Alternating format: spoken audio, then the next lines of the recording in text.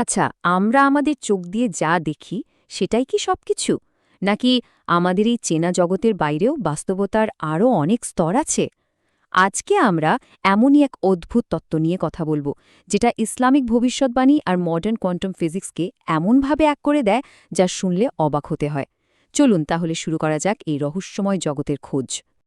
একবার ভাবুন তো, একদিকে কোয়ান্টাম ফিজিক্স বলছে মাল্টিপল ডাইমেনশনের কথা, আবার অন্যদিকে প্রাচীন ধর্মগ্রন্থগুলো কিন্তু বলছে এক অদৃশ্য জগতের কথা। দুটোই কিন্তু একই দিকে ইঙ্গিত করছে। তাহলে আসল প্রশ্নটা হলো, আমাদের এই 3D ওয়ার্ল্ড বা ত্রিমাত্রিক জগৎটাই কি সব? এটাই কি একমাত্র রিয়ালিটি? আসলে এই রহস্যটা বুঝতে গেলে প্রথমেই মেনে নিতে হবে যে আমাদের এই পঞ্চেন্দ্রিয়র ক্ষমতা কিন্তু খুবই সীমিত। ইসলামে একটা ধারণা আছে গায়েব বা অদৃশ্য জগৎ। এই ধারণাটা কিন্তু ঠিক এ কথাই বলে।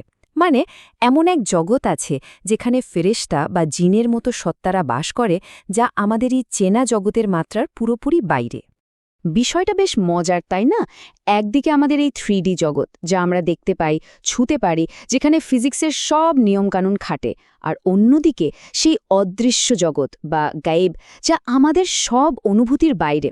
তত্ত্বটা বলছে এই দুই জগৎ হয়তো পাশাপাশি আছে, আর সেই অন্য জগতে যারা থাকে, মানে জিন বা ফেরেশতা, তাদের জগতের নিয়মগুলো আমাদের থেকে একদম, মানে এক্কেবারে আলাদা। আর এই অন্য ডাইমেনশনের ধারণা থেকেই আমাদের আজকের আলোচনার মূল চরিত্র দাজ্জাল বা মহাপ্রতারকের কথা আসছে। ভবিষ্যৎবাণী অনুযায়ী তার এমন সব ক্ষমতা থাকবে যা আমাদের এই জগতের ফিজিক্সের সব নিয়মকে যেন তুড়ি মেরে উড়িয়ে দেবে। কিন্তু কি সেই ক্ষমতাগুলো? চলুন দেখি। একবার কল্পনা করুন, কেউ বাতাসের বেগে গোটা পৃথিবী ঘুরে বেড়াচ্ছে। তার জন্য একটা দিন মনে হচ্ছে যেন একটা বছর। শুধু তাই না, সে মৃত মানুষকে জীবিত করার মতো একটা ভ্রমও তৈরি করতে পারছে। আকাশ থেকে বৃষ্টি নামাচ্ছে, মরুভূমিকে সবুজ করে ফেলছে। এগুলো তো কোনো সাধারণ ক্ষমতা হতে পারে না। এর পেছনে নিশ্চয়ই অন্য কোনো রহস্য আছে। আর এইখানেই তত্ত্বটার সবচেয়ে ইন্টারেস্টিং পার্ট। আচ্ছা, কি হবে যদি দাজ্জালের এই তথাকথিত অলৌকিক ক্ষমতাগুলো আসলে কোনো ঐশ্বরিক ক্ষমতা নাই হয়? যদি এমন হয় যে সে আসলে অন্য ডাইমেনশনের নিয়মকানুন ব্যবহার করে আমাদের এই 3D জগতে তার প্রভাব ফেলছে? সোজা কথায় পুরোটাই একটা ডাইমেনশনাল ম্যানিপুলেশন বা মাত্রাগত প্রতারণা। কিন্তু এত সব অবিশ্বাস্য ক্ষমতারও পরেও তার একটা খুব স্পষ্ট দুর্বলতা থাকবে। ভবিষ্যৎবাণী অনুযায়ী সে হবে একচোখা, আর তার কপালে লেখা থাকবে কাফের শব্দটা, যেটা শুধু বিশ্বাসীরাই দেখতে বা পড়তে পারবে। আর এটাই হবে সবচেয়ে বড় চিহ্ন যে সে কোনো ঈশ্বর নয়, বরং একজন বিরাট প্রতারক। আচ্ছা, এই যে অন্য ডাইমেনশনের কথা বলা হচ্ছে, এর কি কোনো প্রমাণ আছে? এই তত্ত্ব অনুযায়ী একটা ঐতিহাসিক ঘটনাকে এর প্রমাণ হিসেবে দেখানো হয়।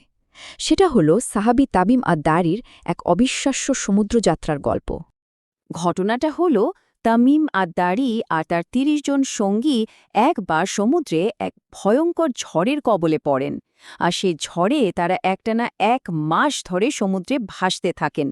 কিন্তু প্রশ্নটা হলো, ওটা কি শুধুই একটা সাধারণ সামুদ্রিক ঝড় ছিল, নাকি ওটা ছিল একটা পোর্টাল যা তাদের জাহাজকে আমাদের এই জগৎ থেকে বের করে নিয়ে গিয়েছিল অন্য কোনো ডাইমেনশনে?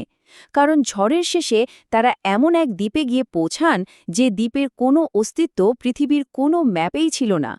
সেই রহস্যময় দ্বীপে তারা দেখতে পায় এক বিশালদেহী মানুষকে, যাকে মস্ত বড় শেকল দিয়ে বেঁধে রাখা হয়েছে। কিন্তু সবচেয়ে অবাক করার মতো বিষয় ছিল অন্য জায়গায়।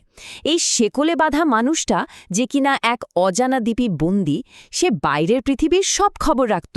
সে তাদেরকে বাইসানের খেজুর বাগান নিয়ে প্রশ্ন করছিল, গালিলি সাগরের পানির স্তর নিয়েও জানতে চাইছিল, যেগুলো কোনোভাবেই এক বিচ্ছিন্ন দ্বীপের বন্দির পক্ষে জানা সম্ভব না। তো এই তত্ত্বটা বলছে দাজ্জালকে বেঁধে রাখা ওই শেকল, বা ধরুন ইয়াজুজ মাজুজের বিরুদ্ধে জুলকারনাইনের বানানো সেই প্রাচীর, এগুলো আসলে লোহা বা পাথরের কোনো সাধারণ বাধা নয়। এগুলো আসলে এক ধরনের শক্তিশালী ডাইমেনশনাল লক। মানে এমন এক ব্যবস্থা যা ওই ভয়ঙ্কর সত্তাদেরকে তাদের নিজেদের ডাইমেনশনে আটকে রেখেছে, আমাদের জগতে আসতে দিচ্ছে না। কিন্তু দাজ্জালের এই প্রতারণার রাজত্ব চিরস্থায়ী হবে না। ভবিষ্যৎবাণী অনুযায়ী এর শেষ পর্যায়ে এক মহান ঐশ্বরিক শক্তির আগমন ঘটবে, আর তিনি হলেন ঈসা ইবনে মারিয়াম, অর্থাৎ যিশু। ভবিষ্যৎবাণী বলছে ঈসা দামাস্কের এক সাদা মিনারের ওপর আকাশ থেকে অবতরণ করবেন। এখন এই তত্ত্বটা এখানে ফিজিক্সের একটা মজার কনসেপ্ট নিয়ে আসে, টাইম ডাইলেশন। মানে প্রায় ২০০০ বছর ধরে তিনি যে অনুপস্থিত, হতে পারে তিনি এমন কোনো উচ্চতর ডাইমেনশনে ছিলেন যেখানে সময়ে আমাদের চেয়ে অনেক ধীরে চলে। মানে আমাদের ২০০০ বছর হয়তো তার কাছে অনেক কম সময় মনে হয়েছে। আর এখানেই দুজনের ক্ষমতার মধ্যে আসল পার্থক্যটা বোঝা যায়। একদিকে দাজ্জালের ক্ষমতা হল অন্য ডাইমেনশনের নিয়ম কাজে লাগিয়ে তৈরি করা এক বিরাট বিভ্রম বা প্রতারণা। অন্যদিকে ঈসা আলাইহিসসালামের ক্ষমতা হল সত্যিকারের ঐশ্বরিক শক্তি। ব্যাপারটা অনেকটা এরকম, দাজ্জাল যদি মানবজাতির জন্য একটা কঠিন পরীক্ষা হয়, তাহলে ঈসা আলাইহিসসালাম হলেন সেই পরীক্ষার সমাধান। ভবিষ্যৎবাণীতে বলা আছে ঈসা আলাইহিসসালামকে দেখার সাথে সাথেই দাজ্জাল গলে যেতে শুরু করবে, ঠিক যেমনভাবে নুন পানিতে মিশে যায়। এই তত্ত্ব অনুযায়ী এর কারণ হল দাজ্জালের পুরো অস্তিত্বটাই একটা ডাইমেনশনাল প্রতারণা, আর ঈসা আলাইহিসসালামের খাঁটি ঐশ্বরিক শক্তির সামনে এই নকল বা বিভ্রমের শরীর ১ সেকেন্ডও টিকতে পারবে না। কিন্তু দাজ্জালের পতনের সাথে সাথেই সব শেষ হয়ে যাবে না। মানবজাতির স্বস্তির নিঃশ্বাস ফেলার আগেই আরও বড় এক বিপর্যয় নেমে আসবে। এবার মুক্তি পাবে ইয়াজুজ ও মাজুজের দল। জুলকারনাইনের তৈরি করা সেই ডাইমেনশনাল লক, সেই প্রাচীরটা অবশ্যই ভেঙে পড়বে। আর ঠিক তখনই ইয়াজুজ আর মাজুজের অগণিত বাহিনী তাদের প্যারালাল ডাইমেনশন থেকে আমাদের এই পৃথিবীতে বন্যার পানির মতো ঢুকে পড়বে। তাদের সংখ্যা যে ঠিক কত বিশাল হবে সেটা একটা বর্ণনা থেকেই পরিষ্কার বোঝা যায়। বলা হয়েছে তাদের প্রথম দলটা যখন গ্যালিলি সাগরের পাশ দিয়ে যাবে, তারা সেই সাগরের সবটুকু পানি পান করে ফেলবে। আর যখন তাদের শেষ দলটা সেখানে পৌঁছাবে, তারা একে অপরকে বলবে, কোনো এক সময় নাকি এখানে পানি ছিল। তো এই প্রায় অপ্রতিরোধ্য শক্তিকে কিভাবে থামানো হবে? এখানেও আসবে সরাসরি ঐশ্বরিক হস্তক্ষেপ, আর তাদের ধ্বংসের পরেই শুরু হবে পৃথিবীর এক বিরাট পরিশোধন প্রক্রিয়া, যা পৃথিবীকে এক নতুন স্বর্ণযুগের জন্য প্রস্তুত করবে। এই পুরো প্রক্রিয়াটা হবে কয়েকটা ধাপে। প্রথমে আল্লাহ এক ধরনের ক্ষুদ্র পোকা পাঠাবেন, যা এক মুহূর্তে ইয়াজুজ মাজুজের পুরো বাহিনীকে শেষ করে দেবে। এরপর বিশাল সব পাখি এসে তাদের মৃতদেহগুলো পৃথিবী থেকে পরিষ্কার করে ফেলবে। তারপর এক বিশেষ বৃষ্টি হবে, যা পুরো পৃথিবীকে ধুয়ে মুছে আয়নার মতো স্বচ্ছ করে দেবে। আর এই সব কিছু শেষে পৃথিবীতে এক নতুন যুগের সূচনা হবে, এক শান্তি আর প্রাচুর্যের স্বর্ণযুগ। একবার কল্পনা করে দেখুন সেই পৃথিবীর কথা, যেখানে এত প্রাচুর্য থাকবে যে একটা মাত্র ডালিম দিয়েই একটা পুরো দল পেট ভরে খেতে পারবে। যেখানে বাঘ আর গরু একসাথে পানি খাবে, কোনো হিংসা থাকবে না। ছোট ছোট বাচ্চারা বিষাক্ত সাপ নিয়ে খেলবে, কিন্তু কোনো ভয় থাকবে না, যেন পুরো বিশ্ব তার আসল বিশুদ্ধ রূপে ফিরে যাবে।